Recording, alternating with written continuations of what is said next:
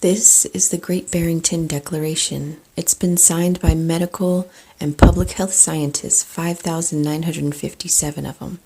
12,181 medical practitioners have signed it, and 167,429 members of the general public have signed this.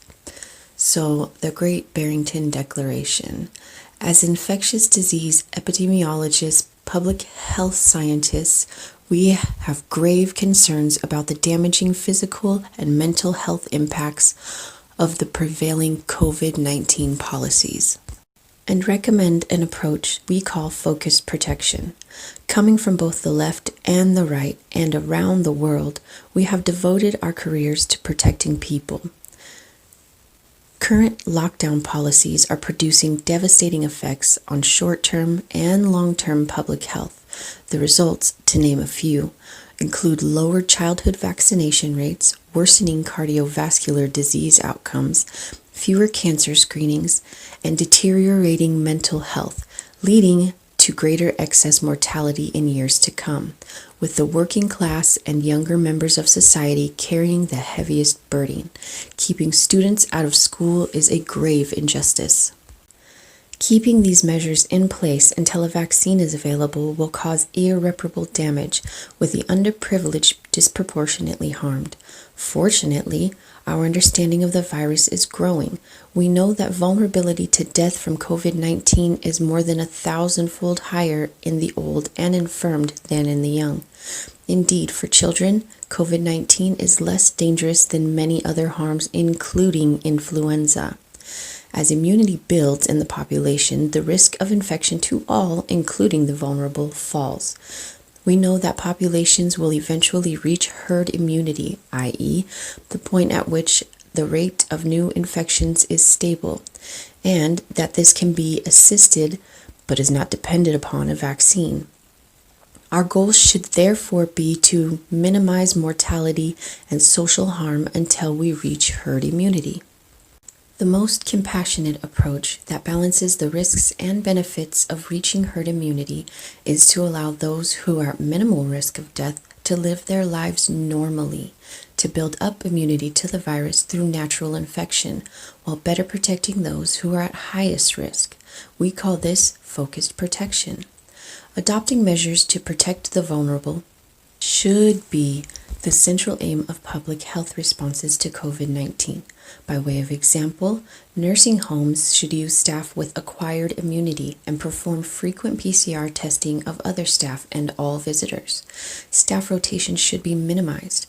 Retired people living at home should have groceries and other essentials delivered to their home. When possible, they should meet family members outside rather than inside. A comprehensive and detailed list of measures, including approaches to multi-generational households, can be implemented and is well within the scope and capacity of public health professionals. Those who are not vulnerable should immediately be allowed to resume life as normal. Simple hygiene measures such as hand washing and staying home when sick should be practiced by everyone to reduce the herd immunity threshold. Schools and universities should be open for in-person teaching. Extracurricular activities such as sports should be resumed. Young, low-risk adults should work normally rather than from home.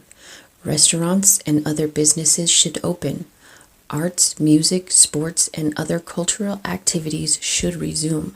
People who are more at risk may participate if they wish, while society as a whole enjoys the protection conferred upon the vulnerable by those who have built up herd immunity. On October 4th, 2020, this declaration was authored and signed in Great Barrington, United States, by three of the world's top epidemiologists: Dr. Martin Kulldorff, professor of medicine at Harvard University, a biostatistician and epidemiologist with expertise in detecting and monitoring of infectious disease outbreaks and vaccine safety evaluations; Dr. Sundra Gupta, professor at Oxford University, and epidemiologist with expertise in immunity, vaccine development, and mathematical modeling of infectious diseases. Dr. Jay Bhattacharya, professor at Stanford University Medical School, a physician, epidemiologist, health economist, and public health policy expert focusing on infectious disease and vulnerable populations. Then there's this list of doctors and health professionals that goes on and on. All of these people are very credentialed, microbiologists, disease modeler, professor of pediatrics, expert on vaccine development, clinical microbiology, epidemiologists, oncologist, malaria researcher. The list just really goes on and on. But if you go to the Great Barrington Declaration, there is a place here at the bottom where you can sign the petition, and you can read this for yourself, and you can go through these people's credentials.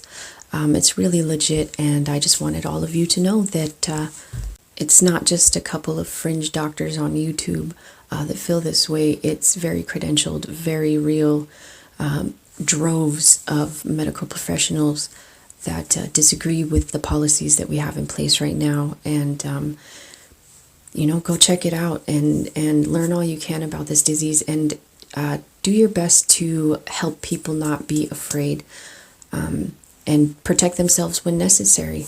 Thank you guys. Have a great night.